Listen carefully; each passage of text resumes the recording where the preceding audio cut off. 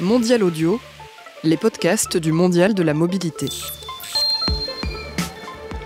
Bonjour à toutes et à tous, bienvenue dans Voyage en mobilité, une émission enregistrée au cœur du Mondial de la mobilité à Paris. 30 minutes de discussion autour du transport et des déplacements de demain. Aujourd'hui, nous allons surtout parler de notre manière d'accéder à la mobilité. Pourquoi nous ne sommes pas égaux face à elle. Avec moi, une invitée. Bonjour Charlotte de Villemorin. Bonjour. Bienvenue, vous êtes la cofondatrice de Wheelies, une start-up de location de véhicules aménagés entre particuliers pour personnes en fauteuil. Vous avez travaillé dans la publicité et vous tenez un blog Wheelcom dans lequel vous racontez la galère d'être une Parisienne en fauteuil électrique. Je ne me suis pas trompée? Non, c'est exactement ça. Alors mercredi 26 septembre 2018, des dizaines de personnes en fauteuil roulant ont manifesté à Paris à l'appel de l'APF, l'Association des paralysés de France, pour dénoncer le manque d'accessibilité du métro parisien. Et il y a de quoi. Sur les 303 stations du métro de la capitale, seules 9 stations, les 9 stations de la ligne 14, sont équipées pour les personnes handicapées, soit seulement 3% du réseau. Il y a même eu une carte de cette unique ligne 14 qui a été accrochée un peu partout dans les stations du métro pour qu'on se rende compte un peu du vide que ça représente. Et le vide était bien là, puisque finalement il n'y a qu'un unique trait donc, sur cette carte. Je précise aux auditeurs que vous êtes en fauteuil électrique. Alors moi, ce que j'aimerais savoir, c'est qu'est-ce que c'est une journée à Paris pour quelqu'un qui est en fauteuil électrique, Charlotte de Villemorin? Alors c'est très compliqué. C'est vrai qu'on ne peut pas du tout se déplacer comme tout le monde. On ne peut effectivement pas prendre du tout le métro. En fait, les seuls moyens de transport accessibles en toute autonomie sont le tramway. Donc on peut faire les 3/4 du tour de Paris. Et les bus. Et les bus, c'est beaucoup plus long. C'est compliqué et ça marche pas non plus forcément tout le temps parce que ça implique que le bus soit bien garé contre le trottoir, de sortir la rampe du flanc du bus, etc. Et dès qu'il y a une voiture garée dans la voie de bus, ce qui arrive souvent à Paris, c'est pas possible. Du coup, c'est vrai que c'est beaucoup plus long, c'est beaucoup plus pénible et en fait, les gens souvent renoncent à se déplacer parce que c'est vraiment l'enfer. C'est ça, c'est la responsable de la mission accessibilité à la RATP qui avait défendu le service en pointant le fait que le réseau de bus parisien 100% est 100% accessible et il est considéré comme le moyen de transport de substitution pour les personnes handicapées. Or, on sait que voilà, tout ce que vous venez de dire là, et puis en plus les bus parisiens sont quand même très souvent remplis. Ils sont très souvent remplis et puis il suffit qu'il y ait déjà une poussette par exemple à l'endroit qui est prévu pour accueillir soit un fauteuil, soit une poussette, pour que le fauteuil puisse pas rentrer. Et dans ce cas-là, il faut attendre le bus suivant. Donc c'est vrai que faut être très patient et ça met vraiment beaucoup plus de temps que quelqu'un qui peut prendre le métro. Je pense que ça met 3 fois plus de temps. Et alors, du coup, comment est-ce qu'on se déplace si on a envie de se déplacer dans Paris? Malheureusement, mis à part ces trajets en tramway ou en bus. Malheureusement, le seul moyen de se déplacer quand on est en fauteuil, c'est grâce à des voitures aménagées. Donc c'est des voitures qui permettent à un fauteuil de rentrer directement dans la voiture, donc avec une rampe par exemple. Mais c'est des voitures qui coûtent très cher. Tout le monde n'est pas propriétaire de ce type de voiture. Et du coup, il existe quelques services de transport qui proposent ce type de voiture avec un chauffeur. Donc c'est du transport à la demande. Mais ça implique de réserver plusieurs semaines à l'avance. Donc ça ne laisse pas du tout de possibilité d'improviser et d'avoir une vie sociale normale parce que personne dans la vraie vie ne dit dans 3 semaines j'irai boire un verre à 19h15, je repartirai à 19h50. Ça se passe pas du tout comme ça et du coup c'est extrêmement contraignant et ça implique de toujours devoir énormément anticiper. Et comment vous expliquez qu'on en soit là avec les transports Alors on prend l'exemple de Paris depuis tout à l'heure, mais évidemment dans d'autres villes c'est la même chose. Comment est-ce que vous expliquez qu'on en soit là? Alors je pense que Paris est particulière parce que je pense que c'est vraiment la mauvaise élève parce qu'on a un métro qui est très vieux et qui techniquement n'est pas adapté et ne peut pas être rendu accessible pour des raisons techniques et aussi de budget parce qu'en fait finalement ça concerne beaucoup de personnes en France. Il y a presque 1,5 million de personnes qui sont en fauteuil roulant, soit parce qu'ils sont âgés, soit parce qu'ils sont handicapés, donc c'est pas rien. Mais par rapport au volume de masse de tous les gens qui prennent le métro, finalement c'est assez peu. Et je pense qu'il y a aussi malheureusement des contraintes financières qui font que c'est peut-être pas rentable de faire tous ces travaux pour que 1 million de personnes puissent prendre les transports. Sauf qu'on oublie qu'il y a aussi tous les gens, notamment avec des poussettes ou qui ont des difficultés à marcher, qui pourraient en bénéficier.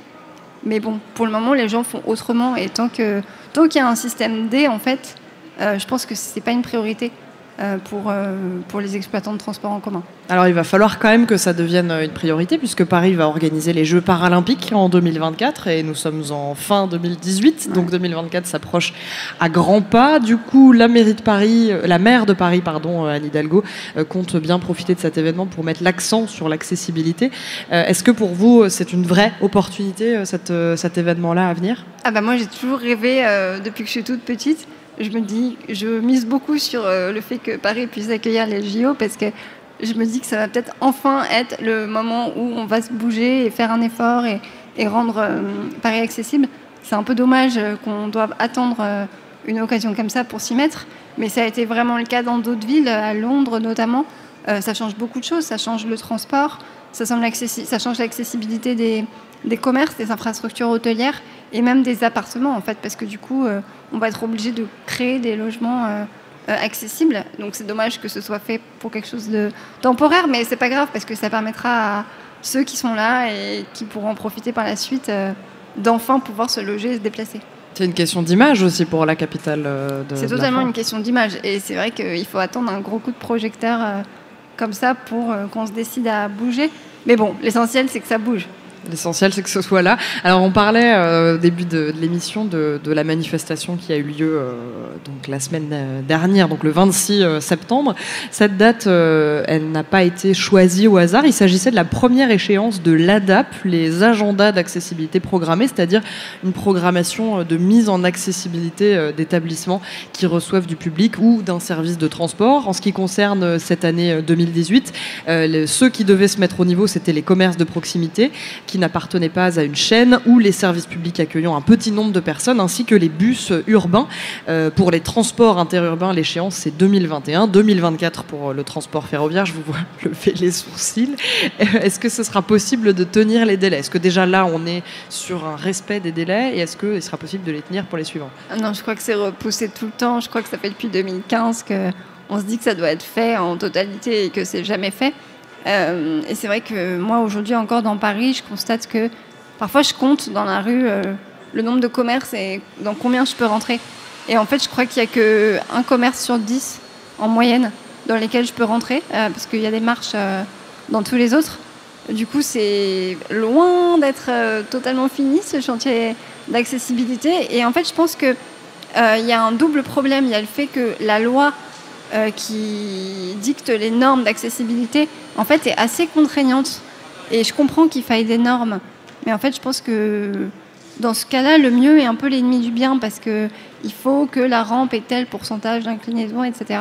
Et du coup, ça représente des énormes travaux pour les commerçants qui n'y voient pas forcément l'intérêt. Il suffirait juste d'être plus souple et de se dire, en fait, on va peut-être mettre une rampe de fortune qu'on enlèvera comme ça quand il y aura quelqu'un... Enfin, qu'on mettra quand il y aura quelqu'un plutôt. Moi, de mon point de vue, ça devrait être autorisé parce que c'est mieux que rien et ça me permettrait quand même d'entrer. Mais malheureusement, c'est pas autorisé aujourd'hui.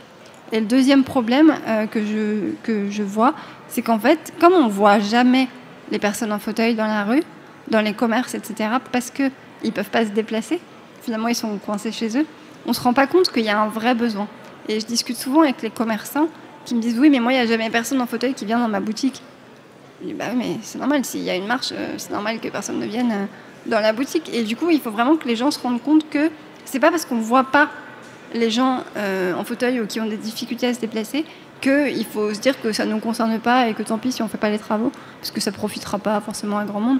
Parce que justement, c'est vraiment un cercle vertueux qu'il faut mettre en place.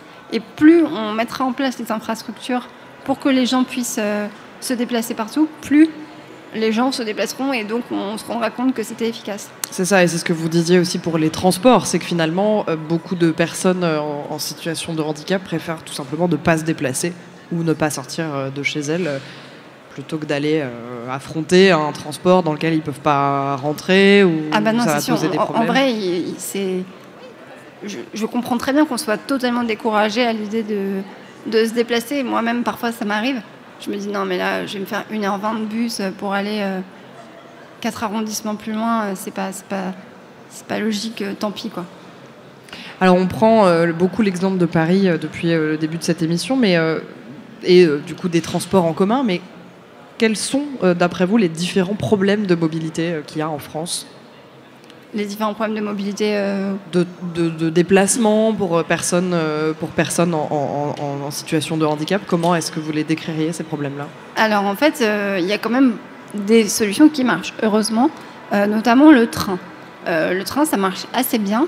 En fait, quand on est en fauteuil, on réserve son billet de train tout à fait normalement en disant juste qu'on aura besoin de quelqu'un pour nous accompagner dans le train, mettre une rampe. Et ça marche très bien. Donc, c'est tout à fait possible de prendre le train.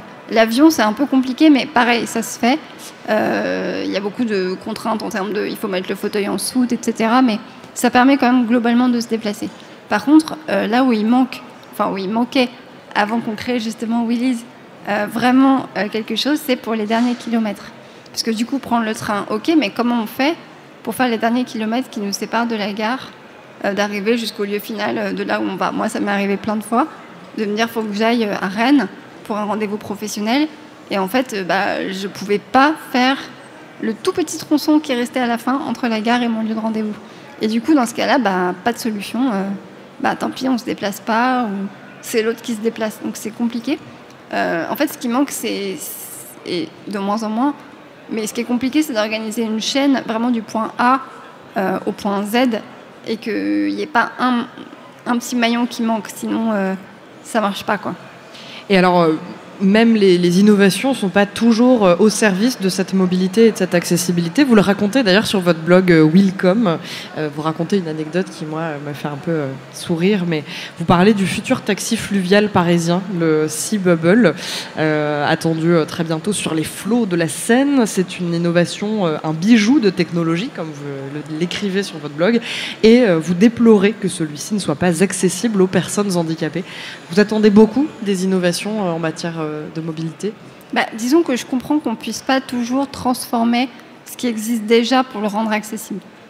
En revanche, de mon point de vue, surtout pour une commande publique comme c'est le cas, je ne comprends pas qu'on crée encore des choses pas adaptées aux personnes en fauteuil et qu'on propose encore du coup des moyens de transport qu'on ne pourra pas prendre. Moi, ça me rend folle parce que ce truc est tellement performant, il est tellement compliqué que c'était pas compliqué de prévoir juste qu'il n'y ait pas de marche pour entrer dedans, quoi. Est-ce que vous voulez bien raconter l'anecdote ? Du coup, j'avais rencontré quelqu'un qui, justement, travaillait pour ce Sea Bubble sur un salon, Vivatech. Et je lui avais dit, mais oui, mais ce ne sera pas accessible. Et on m'avait dit, mais si, le ponton sera accessible. Mais genre, super, mais moi, je ne veux pas aller sur le ponton. Je veux pouvoir prendre le Sea Bubble, je veux pouvoir me déplacer. Et là, on m'a dit, ah non, mais en fait... c'est pas du tout prévu. Le seul truc qui est prévu en plus, par contre, c'est un Sea Bubble pour que le ministre de l'économie puisse se déplacer. Celui-là, il sera accessible, mais pas les autres. Et je me suis dit, non, mais c'est n'importe quoi. Enfin, pourquoi en plus, on sait qu'on peut le faire, pourquoi on le fait pas de manière standardisée et globalisée pour tout le monde ? Et c'est vrai que c'est souvent le cas, malheureusement.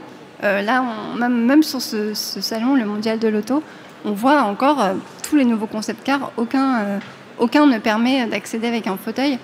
Je ne dis pas qu'il faut que tout soit accessible, que tous les modèles soient accessibles, mais au moins qu'on y pense un peu de temps en temps, quoi. Alors en 2015, vous décidez de créer Willys, enfin de co-créer, vous êtes la cofondatrice. Est-ce que vous pouvez nous parler un peu de cette création ? Est-ce qu'il y a un événement en particulier qui vous a fait... Alors oui, il y a tout à fait un événement. C'est ce que je racontais tout à l'heure. C'était une fois où je voulais me déplacer en train pour aller dans le sud de la France pour assister au mariage d'une de mes copines. Moi, j'habite à Paris. Et tout était accessible sur place. Elle avait fait attention à ce qu'il n'y ait pas de marche dans le lieu de réception, etc. Et en fait, j'avais aucun moyen de me déplacer sur les derniers kilomètres. Aucun. C'était absolument infaisable. Je ne pouvais pas prendre de taxi, je ne pouvais pas louer de voiture aménagée.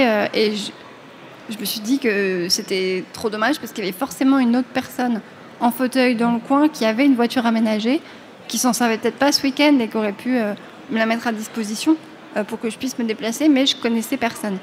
Et en regardant un peu du côté des autres sites de location de voitures entre particuliers qui existent déjà, je m'étais rendu compte que rien n'existait pour les voitures aménagées. Alors que c'est là qu'il y a un besoin qui est encore plus fort parce qu'il n'y a pas d'alternative à la voiture quand on veut se déplacer en fauteuil. Et du coup, je me suis dit, ok, je vais le faire, ça me rendra service à moi, ça me rendra service à plein d'autres gens.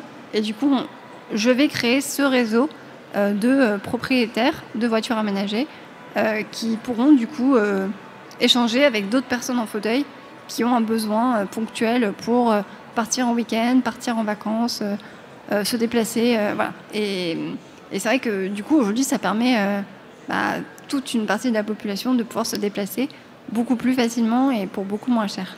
Est-ce que vous pouvez juste décrire ce que c'est qu'une voiture aménagée ? Oui, alors c'est une voiture, il y a 2 types de voitures aménagées.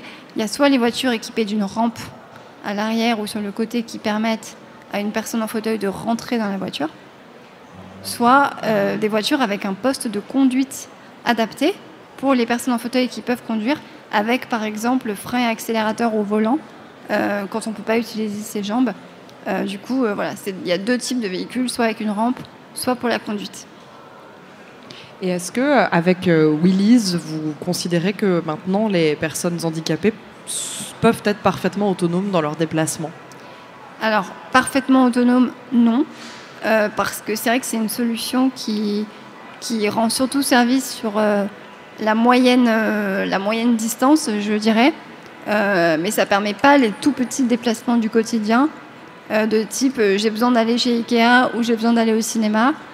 Parce que malheureusement, on n'a pas encore aujourd'hui le parc de voitures suffisant qui permet de trouver une voiture vraiment à la porte à côté. Aujourd'hui, on a environ 900 voitures inscrites sur le site, donc qui sont réparties sur tout le territoire, mais ça ne permet pas d'avoir une voiture à côté de chez soi forcément. À terme, c'est ce qu'on aimerait, c'est vraiment qu'on puisse en louer une dans toutes les rues. Ce serait beaucoup plus pratique pour tous les types de déplacements, mais aujourd'hui, c'est plutôt pour 2-3 jours ou une journée qu'on loue une voiture.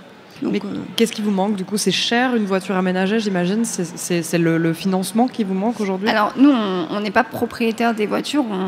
On fait que recenser des voitures qui existent déjà chez les particuliers.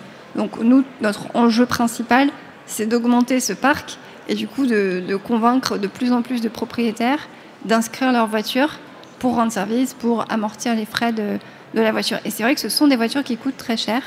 La voiture la moins chère, elle coûte au moins 30 000 euros et ça peut aller jusqu'à 110 000 euros, ça dépend des aménagements, mais c'est des voitures qui coûtent beaucoup plus cher qu'une voiture normale. Alors vous avez créé Willys en 2015, mais on a d'autres applications, on va dire, d'autres entreprises qui peuvent fournir ce type de service. Je pense par exemple à Uber. Je sais qu'ils ont aussi des voitures qui sont peut-être un peu aménagées. Je ne sais pas si est-ce que c'est suffisant ? Est-ce que pour vous Non, c'est pas suffisant. C'est bien que ça existe. Je salue vraiment ces initiatives. Je trouve que c'est bien qu'en plus un géant comme Uber ou comme G7 qui propose aussi ça, se disent qu'il y a un enjeu pour la mobilité réduite. Je trouve que c'est super. Mais le problème, en fait, c'est que ces voitures, elles coûtent très cher. Du coup, ils en ont très peu. Uber, par exemple, ils n'ont que 20 voitures dans toute la région parisienne. Ce qui fait que quand on a besoin d'un VTC, la probabilité pour qu'il y en ait un à côté est quand même hyper faible. C'est ce que vous disiez tout à l'heure, c'est qu'il faut coup, réserver. On attend parfois 1 heure, 1h30 avant de pouvoir avoir une voiture, voire même, on ne peut pas du tout en réserver, ce qui arrive très souvent. Donc, ça se met en place petit à petit, mais malheureusement, c'est pas encore efficace. Et comment dire, est-ce que quand si je veux faire appel à Willys, comment est-ce que ça s'organise ? Qu'est-ce que je dois faire ? Quelles sont les actions que je dois faire pour avoir accès à Willys ? Alors c'est hyper simple, il suffit d'aller sur le site internet, donc willys.com, et de rechercher une voiture en tapant une ville, là où on veut aller ou là où on est, et les dates à laquelle on a besoin de la voiture. En fonction de ça, nous, on va ressortir les voitures aménagées les plus proches, disponibles à ces dates-là, et l'utilisateur pourra voir si la voiture correspond à son besoin en termes d'accessibilité. S'il cherche une rampe, est-ce que c'est une rampe électrique, manuelle, etc. Mais c'est globalement très simple. Et du coup, à partir de là, il rentre en contact avec le propriétaire qui lui dit oui, ma voiture est disponible.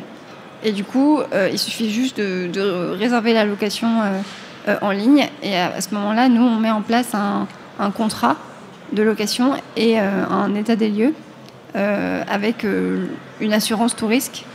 Du coup, qu'on a un partenariat avec la Maïf qui permet d'assurer le véhicule et les locataires pendant toute la durée de la location. Et est-ce que vous sentez que votre action a pu influencer d'autres entreprises ou d'autres actions du même genre ? Je ne sais pas si c'est nous qui avons influencé directement, mais globalement, j'observe vraiment une tendance assez forte à l'innovation dans le monde du handicap. Et typiquement, un autre exemple, maintenant, il y a des sortes de Airbnb qui permettent de réserver des logements accessibles pour les personnes en fauteuil en vacances. Du coup, c'est vrai que de plus en plus, je pense, les entrepreneurs se rendent compte qu'il y a des solutions qui fonctionnent bien aujourd'hui, qui pourraient être appliquées moyennant un petit twist aux personnes qui ont un besoin spécifique, quel qu'il soit. Alors, je le disais en début d'émission, on enregistre cette discussion au cœur du mondial de la mobilité où vous vous trouvez, donc Charlotte de Villemorin. Qu'est-ce que c'est l'enjeu pour vous de vous trouver dans un événement comme celui-là ? Alors l'enjeu, c'est d'abord de nous faire connaître, parce qu'on est encore une jeune structure, on est une start-up qui a 3 ans d'activité, donc on a besoin de développer notre notoriété, mais c'est aussi de faire découvrir aux gens un usage différent de la voiture, où en fait la voiture, elle peut avoir une vraie utilité sociale. Typiquement, la location de voitures aménagées pour les personnes en fauteuil, c'est indispensable et c'est vital pour se déplacer. Les gens ne savent pas forcément ce que c'est, même ici. J'ai vu très peu, voire pas de voitures aménagées sur le salon, pourtant ça existe et les grands constructeurs de voitures comme Renault, etc., en produisent beaucoup. C'est ça, il faut dire que le mondial de la mobilité se trouve au cœur du mondial de l'automobile. C'est quand même assez étonnant. C'est étonnant, mais du coup, on est là pour rappeler aux gens que ça existe, qu'il y a un vrai besoin et qu'il ne faut pas oublier que cette mobilité-là, elle est aussi hyper importante dans notre société. Il y a un besoin d'information pour le plus grand nombre, pour le grand public ? Oui, parce qu'en fait, tout le monde peut potentiellement être concerné. On a tous potentiellement un parent ou un grand-parent âgé qui va se retrouver en fauteuil. On peut avoir un accident à tout moment où on est momentanément ou indéfiniment en fauteuil. Donc, c'est vrai qu'il faut que les gens savent que ça existe. Et c'est pas du tout le cas. Donc, on est là pour témoigner et les éduquer aussi à ça. Et qu'est-ce que vous attendez comme premier changement à venir dans les années qui vont arriver ? Beaucoup de choses. Déjà, c'est vrai qu'on en parlait tout à l'heure, mais la mise en accessibilité pour les JO, je pense que ça va être super important. Il y a beaucoup d'innovations que je regarde avec beaucoup d'intérêt, notamment tout ce qui concerne la conduite autonome. Pour quelqu'un en fauteuil qui ne peut pas conduire, peut-être que ça va être complètement révolutionnaire et que ça va permettre d'être super libre dans ses déplacements. Donc moi, je regarde ça d'assez près. J'espère que ça permettra des usages qu'on n'a pas encore identifiés, mais qui serviront. Vous avez commencé à y réfléchir à cette notion de voiture autonome ? Vous, ça vous concerne, c'est vrai, directement ? Moi, ça me concerne personnellement. C'est vrai que je me suis beaucoup posé la question de est-ce que je passais mon permis ou pas, sachant que c'est très compliqué. Il faut une voiture vraiment hyper personnalisée, que je peux conduire avec un joystick, tout ça. Donc c'est un permis qui est hyper compliqué à avoir. C'est une voiture qui coûte 120 000 €. Et ça a une durée de vie assez limitée quand même, une voiture. Du coup, je me dis, en fait, non, si dans 6 ou 7 ans, il y a une voiture autonome qui me permet de me déplacer beaucoup plus facilement, ça sert à rien que je dépense autant d'argent et autant d'énergie à passer un permis qui va être vite caduc. Donc oui, j'y réfléchis. Eh bien, c'est la fin de cette émission. Merci beaucoup, Charlotte de Villemorin, d'avoir été avec nous pour ce voyage en mobilité. Je rappelle que vous êtes la cofondatrice de Winnies. J'encourage aussi les auditeurs à aller lire votre blog Willcom, sur lesquels on peut lire beaucoup d'anecdotes de votre quotidien, beaucoup d'histoires sur votre vie voilà, au quotidien. Je rappelle que vous pouvez retrouver cette émission en podcast sur le site internet mondial-paris.audio, sur iTunes, SoundCloud et toutes vos applications de podcast préférées. Vous pouvez aussi, on va y arriver, nous retrouver sur tous les réseaux sociaux. Nous sommes mobiles et on se retrouve très vite pour un prochain voyage.